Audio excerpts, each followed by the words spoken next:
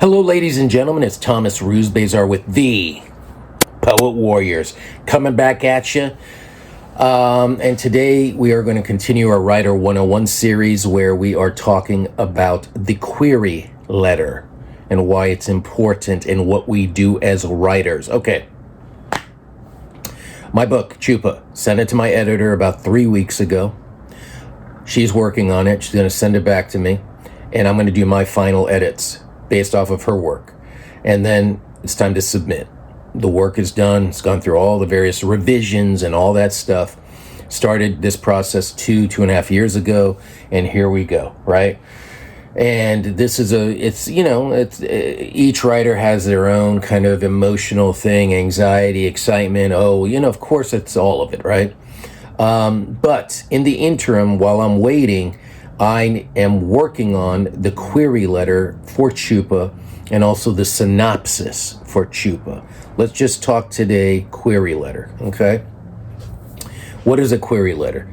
It's basically a 300-word pitch that you would you write, and if you were to say like to a literary agent, it would take about a minute. They want 45-second, 1 minute pitch, because that's all the time they have about your book in a nutshell, which is very tough to do. Actually, I'd rather it's easier to write a book, I think, than to write a query letter. Query letter, you have to take everything you wrote and kind of go what into like a little nutshell, which could be nutty. All right. So query letter, opening paragraph, you're basically saying, hey, they want word count, maybe right off the bat. It's an 80K story that, of so-and-so, like maybe the main character or the main group of characters or whatever, that takes place in 1850 San Francisco. You're talking a few lines there. That gives them like a little nutshell of the story that you created. Then it gets into the next two or three paragraphs, and the next two or three paragraphs basically is a summary of your book. And the summary of your book is the setup of it. Where is it? Who is it? Why is that character there? Kind of, what you just set it up. And the next thing is catalyst, right? Some people call it agency. Some people call it motivation. What sets them? What's the inciting incident that sets them on this journey? Then it's a journey, the actual brunt, the majority of the book. What is this journey that they're on? What happens or what's going on in that journey, and the stakes, right? The stakes, like why are they going on this journey? What's the reason? What is the thing the driving force? What is the life and death consequence, if such, for them to take such a journey? 300 words or less.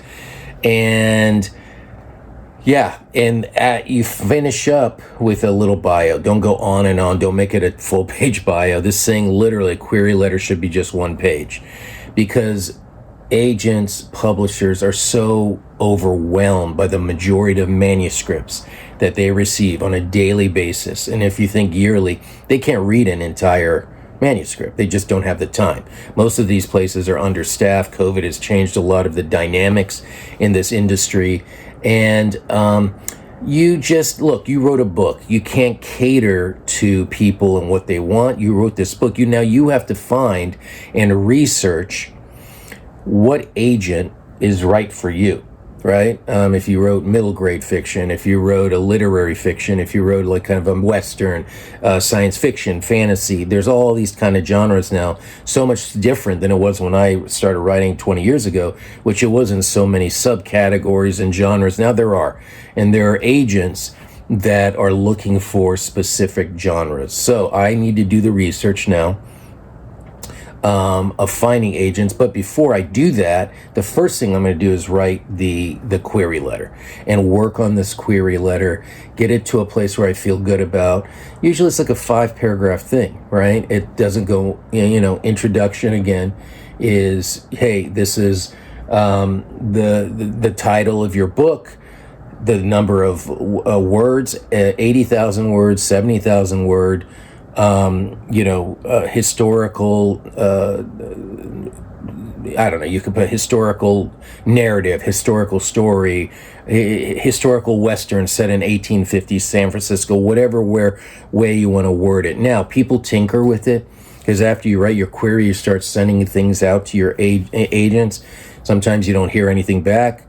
You get rejected. And a lot of time people think, oh, it's a query. I didn't really do a very specific job. Yeah, and then you could tinker. Maybe you send out the first 20 queries to agents. 10 don't respond, 5 respond with rejections, and you're like, oh shoot, it's not working. So then you could go back and you don't have to do like major overhaul, but maybe kind of like look at it, tinker with it, and then send out another round. You have to really have thick skin in this process. Don't take anything personally. I know it's hard not to because we're so emotionally invested. There's this sense of hope, and especially those first rounds that you send out, like, oh, come on. But there is that work involved, the work of researching agents. They're usually in United States, out of New York usually, but now because of remote work, they're all over the place. But that's kind of the heart of the publishing world. The agent world is in New York City. I know there's some out here on the West Coast, LA, San Francisco, San Diego, even maybe up in Seattle, Portland. So you just have to do your work, right, and find who you think is the best fit to send. So it's not like everyone, right? And also agencies, you got to read the fine print because they have rules about submitting. But you got to do the query letter. And with the query letter, they sometimes ask for a synopsis, which we'll get to at a different episode.